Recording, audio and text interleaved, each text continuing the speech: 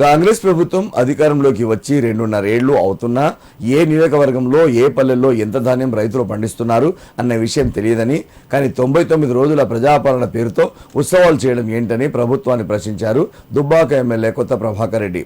గత ప్రభుత్వంలో రైతులను రాజు చేసిన గొప్ప వ్యక్తి మాజీ ముఖ్యమంత్రి కేసీఆర్ అని, బీఆర్ఎస్ హయాంలో ప్రతి రైతుకు న్యాయం చేశామన్నారు. రైతులు పండించిన చివరి గింజను కూడా రైతులకు ఎలాంటి ఇబ్బందులు లేకుండా కొనుగోలు చేసిన ఏకైక ప్రభుత్వం బీఆర్ఎస్ అని ఎమ్మెల్యే తెలిపారు.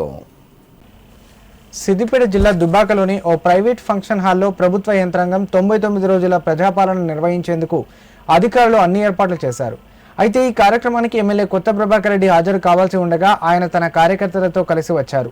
రైతులు పండించిన వరిధాన్యాన్ని కొనుగోలు చేయడం లేదంటూ రైతులు ధర్నా చేసిన విషయాన్ని తెలుసుకుని వరిధాన్యాన్ని అధికారులు కొనుగోలు చేయడం లేదు, కానీ ప్రజాపాలన పేరుతో సంబరాలు జరుపుకోవడం ఎందుకని సమావేశం వద్ద కింద కూర్చొని నిరసన వ్యక్తం చేశారు.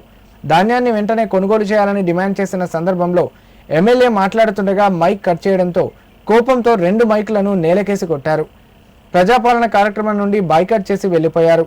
ఈ సందర్భంగా ఎమ్మెల్యే కొత్త ప్రభాకర్ రెడ్డి మాట్లాడుతూ ప్రభుత్వం మొక్కజొన్న పొద్దుతిరుగుడు రైతులు పంట పండిస్తే వాటిని కొనుగోలు చేసిన పాపాన పోలేదని ఆగ్రహం వ్యక్తం చేశారు.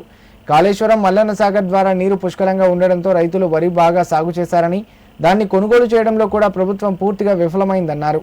వరి కొనుగోళ్ల విషయంలో కలెక్టర్ అధికారులకు కొనుగోలు చేయాలని చెప్పినా వారు స్పందించకపోవడం సరికాదన్నారు. మరోవైపు రైస్ మిల్లర్లు ఆడిందే ఆట పాడిందే పాటగా ఉందని, ఇప్పటికైనా సివిల్ సప్లై అధికారులు స్పందించి చర్యలు తీసుకోవాలన్నారు. రైతులు పండించిన వరి ధాన్యాన్ని వెంటనే కొనుగోలు చేసి రైతులకు న్యాయం చేయాలని డిమాండ్ చేశారు. లేని పక్షంలో రైతులతో కలిసి ఎలాంటి ధర్నాకైనా తాము సిద్ధంగా ఉంటామన్నారు.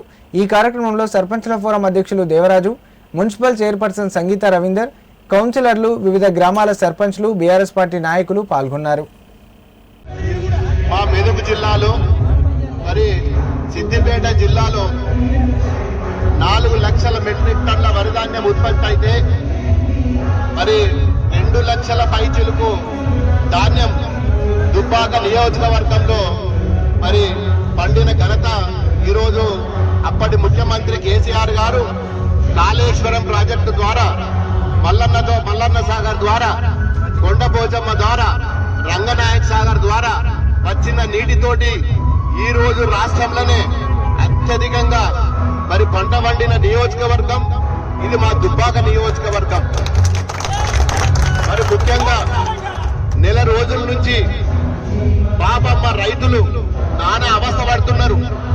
నేను ప్రతి కళ్ళంల విషయంలో అధికారులతోటి గాని కలెక్టర్లతోని డిస్ట్రిక్ట్ సివిల్ సప్లై ఆఫీసర్లతోటి అనునిత్యం మేము మీటింగ్ పెట్టి ఏం జరుగుతున్నది, ఇక్కడ ఎవరు కొంటున్నారు, ఏమైతుందని చెప్పి ప్రశ్నిస్తే మరి ఎవరు కూడా సమాధానం లేదు.